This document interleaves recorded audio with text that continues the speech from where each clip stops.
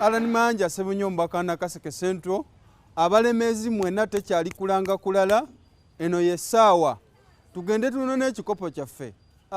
kangaawo atukubiriza ffenna Oweekitiibwa Mulondo enteekateeka zonna zaawedde dda abalemezi kano ke kaseera tugende tulaga abaana ba Kitunzi ti abalemezi tuli nkucwa abantu b'e Luweero abantu b'e Bamunaanika abantu b'e Kikamulo Kiwoko Butalangu Kito eriyo nayo ne katale ka mmese mujeeyo eŋŋoma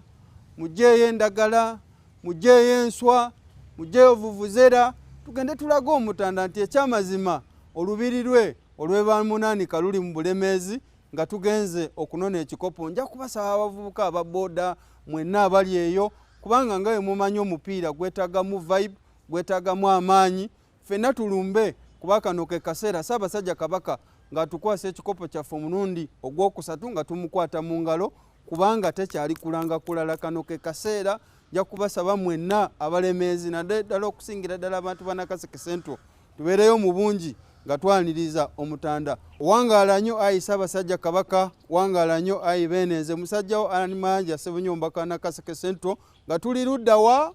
nga tuli wankulu kuku.